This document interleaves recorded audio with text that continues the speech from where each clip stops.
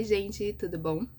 Hoje no vídeo eu quero abrir meu coração para algo que é bem pessoal assim, sobre a minha família. Eu já fiz um outro vídeo a respeito falando sobre o benefício da minha mãe que não foi aprovado, né? Do LOAS, apesar dela ter a retinose pigmentar. Que essa condição, gente, é uma condição que afeta a visão e mudou bastante a nossa rotina em casa. E talvez você esteja passando por algo parecido, né? Aí com alguém da sua família ou um amigo. E eu vou compartilhar a minha história hoje, falar um pouquinho de como tem sido a nossa rotina com a situação que minha mãe tá passando, como que a gente se adaptou, né, a tudo isso. Se você conhece alguém, compartilhe esse vídeo, né? Ou até mesmo para você conhecer, saber sobre essa condição e ficar consciente mesmo para ajudar outras pessoas à sua volta, tá?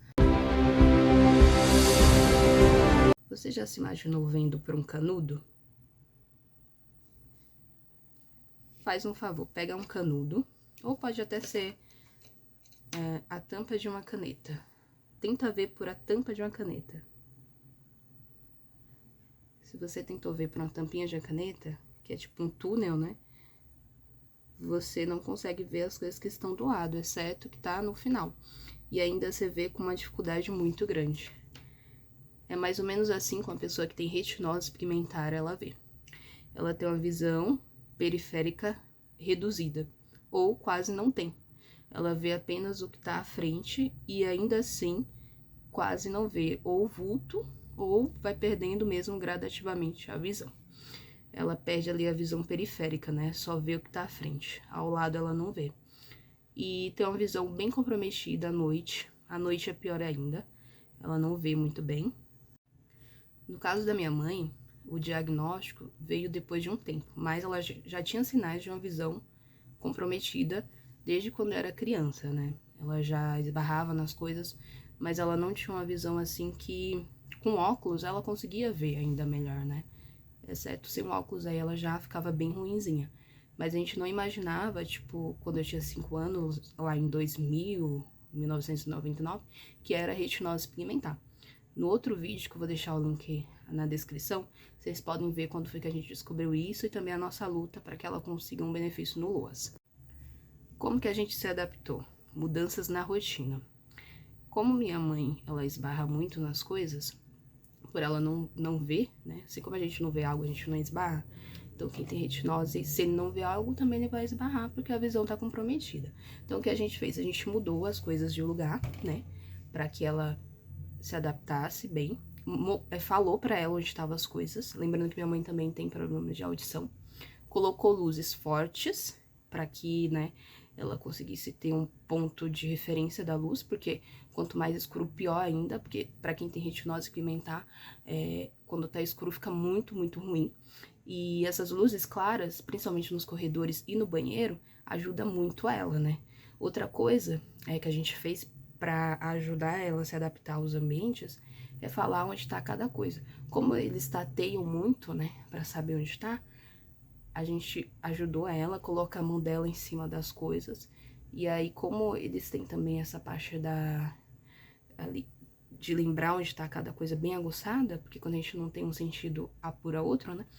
A gente foi falando pra ela e ela foi tateando e ela aprendeu onde está cada coisa. A gente, sempre que mudar de lugar, a gente deixa ela ciente sobre isso para que possa ajudar ela no dia a dia também. Então, gente, na parte do emocional e do aprendizado, a gente viu que não é só a parte da visão. O emocional também, ele mexe muito, né? Minha mãe, ela passou por fases de negação, tristeza e também depressão, né? Então, além de ter uma história toda sofrida ali, né, durante toda a infância dela, que nasceu no Maranhão, teve que trabalhar ainda criança para ajudar os pais, casou muito nova, não teve apoio do pai dos filhos, né? Ainda tem um pouco de rejeição dos outros filhos, porque ela não criou 100%, quem criou foi meus avós.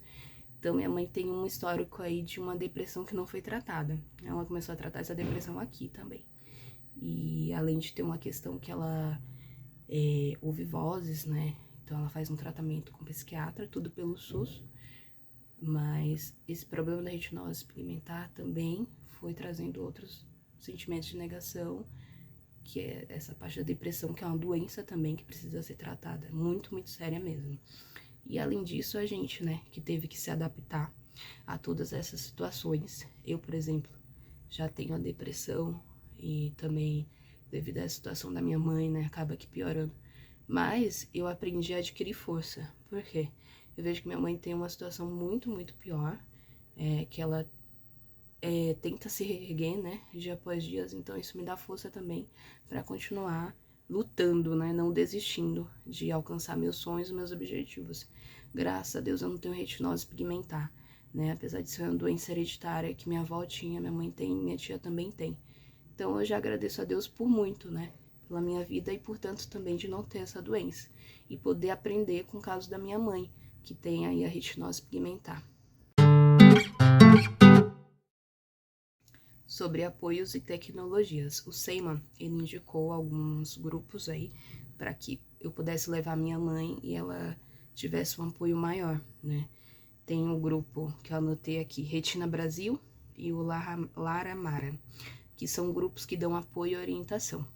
A gente pode também ajudar essas pessoas que têm retinose pigmentar, que ainda não estão na fase tão difícil da perca da visão, com celulares de letra grande, usar óculos escuros para ajudar nesses ambientes, né? Que para não acabar deixando eles com a visão um pouco, como que eu posso, a palavra que eu posso usar para descrever, não irritar a visão deles, né? Bem isso. E também tem óculos de filtro de luz, lupas, e a gente pode até usar as bengalas e cães guias em alguns casos também, tá, gente?